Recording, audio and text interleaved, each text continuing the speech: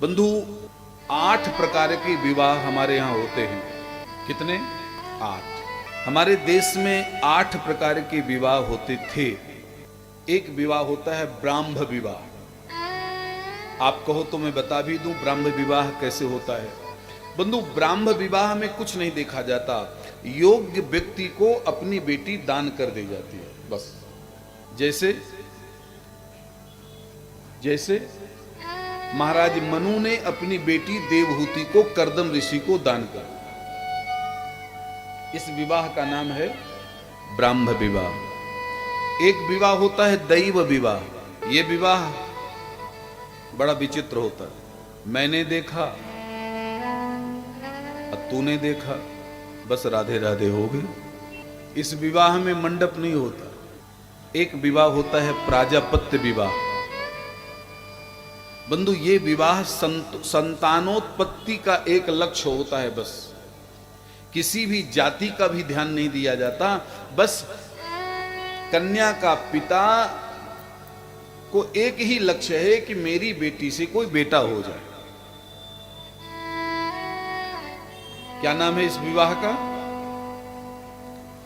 प्राजापत्य विवाह। एक विवाह होता है गांधर्व विवाह। गांधर्व विवाह तो आप सब समझ ही गए होंगे। गांधर्व विवाह माने प्रेम विवाह। बंधु, ये विवाह की ना शास्त्र में प्रशंसा है, इस विवाह की ना शास्त्र में निंदा है।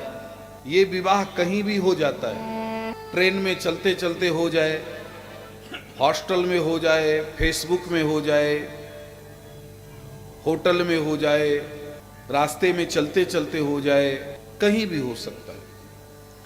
इस विवाह की हमारे यहां ना निंदा है ना प्रशंसा है। देखो, ध्यान से देखिए, 3 विवाह की निंदा है। कौन कौन?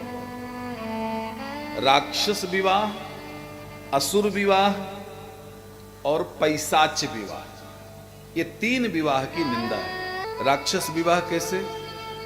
किसी कन्या को बलपूर्वक हरण करके उसके साथ विवाह करना, ये राक्षस विवाह है। इसकी हमारे यहां घोर निंदा है।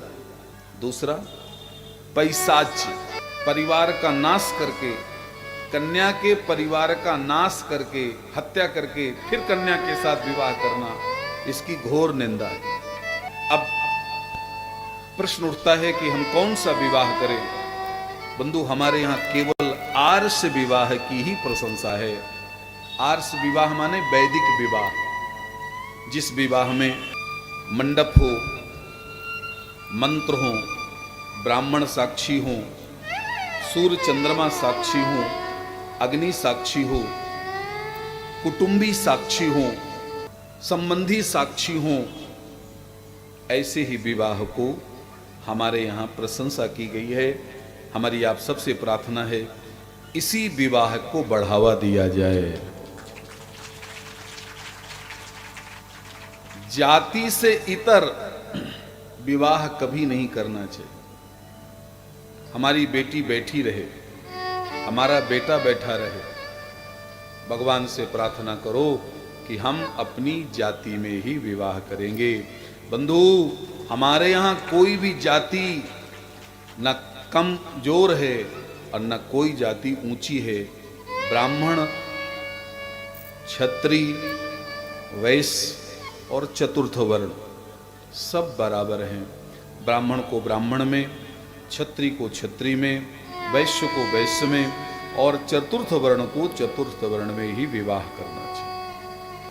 आज हमारी हिंदू बेटियों के साथ बहुत धोखा हो रहा है। वो सारी चर्चाएं हम यहाँ से नहीं करना चाहते। बस केवल हमारा संकेत समझ लीजिए। बंधु, हमारे माता पिता खून के आंसू ना रोए, हमारे माता पिता खून के आंसू ना रोए, ऐसा संतान को कुछ भी नहीं करना चाहिए।